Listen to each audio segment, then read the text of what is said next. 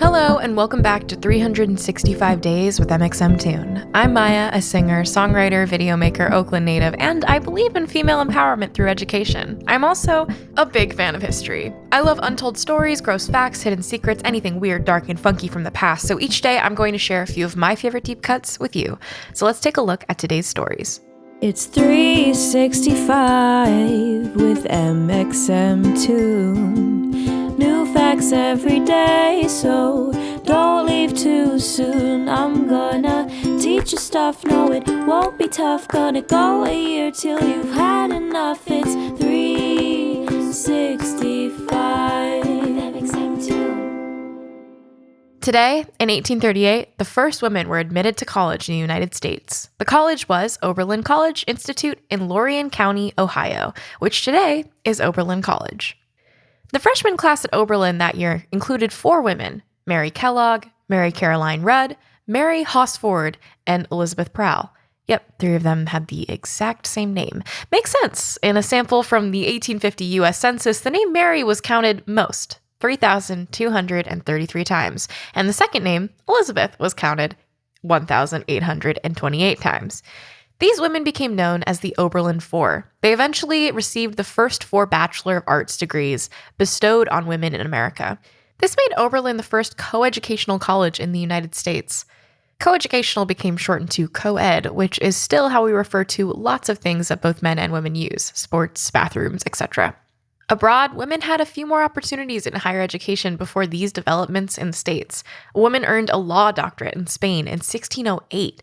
Individual women were admitted to college in Sweden and the Netherlands in the 1600s, and 2 women earned PhDs in Italy within the next century. John J. Shepard, one of the founders of the school, pushed for the college to begin admitting women. He believed in elevating the female character. Weird way to phrase it, I know. His words, not mine. Shepard was a Presbyterian minister, and he founded Oberlin with Philo P. Stewart in 1832. The two had become friends the previous year in Elria, Ohio. They bonded over their shared belief that the American West was straying away from Christian beliefs. They decided to start a college where, once they could promote their deep religious beliefs.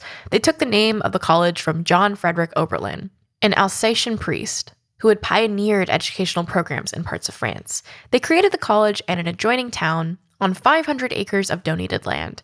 For context, 1 acre is 43,560 square feet, or a little more than half the size of a football field. In the beginning, students didn't pay to attend Oberlin. Instead, they worked the land and helped build the community. This helped students who otherwise couldn't have been able to afford college. From the beginning, Oberlin was committed to social justice. Oberlin was also the first college in the United States to admit Black students, and Oberlin graduated the nation's first female Black student with a bachelor's degree in 1862. In 1900, 1/3 of all Black professionals in the U.S. had degrees from Oberlin. In the 60s, students were active in anti-war and civil rights protests, and in 1970, it was on the cover of Life magazine for being one of the first schools to have co-ed dormitories. After Oberlin, colleges eventually began to follow suit with admittance of women. Hillsdale College in Michigan was the first college to ban all discrimination based on sex, race, or religion. Franklin College in Indiana was the 3rd college to admit women for bachelor's degrees in 1845. Otterbein University, also in Ohio, was the first college to open with women as both students and professors. In 1950, women comprised 24% of bachelor's degree recipients, which went up by 35% by 1960, 41% by 1970, and finally 49% by 1980, though estimates do vary. It only took 140 years to get parity. Since the early 80s, female college students have outnumbered males, and today women receive 57% of bachelor degrees in the US. Today, Oberlin is far from a religious institute, but it still hews to the progressive values that helped make it among the first viable college options for both women and Black people.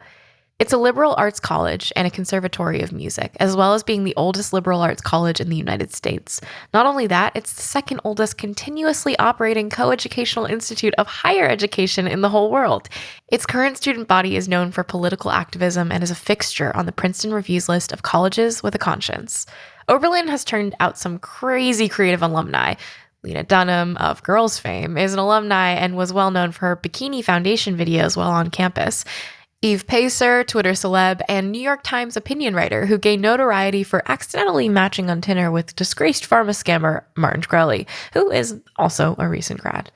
Plus 3 Nobel laureates, 9 Pulitzer Prize winners, and 12 MacArthur Fellows. Now, let's move on to today's music fact. Today in 2000, a website launched that purported to help teach children basic physics with a funky twist. The website, www.britneyspears.ac, featured pages like Britney Spears' Guide to Semiconductor Physics, but it was mostly physics theories explanations peppered with photos of Britney Spears. Website makers, I volunteer to be your next physics learning site inspiration. And now for our final segment of the day, I'm going to be going into my own photo archives to see what I was up to on October 30th in my life. On October 30th, 2017, my school had costume day for high school. And so I naturally dressed up as one of my favorite characters, as I do every single year. And that year it was Tina Belcher from Bob's Burgers. Bob's Burgers is like one of my favorite TV shows of all time. I think that the dry humor is really funny.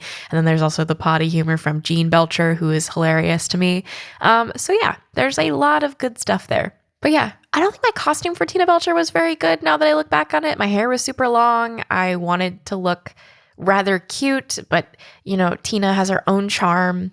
I would try and recreate it, I think, if I did it again. But that's all for today. Thanks for going back in time with me, and remember to subscribe wherever you listen to podcasts so you can come back tomorrow with more facts from yesterday. It's 365 with mxmtoon.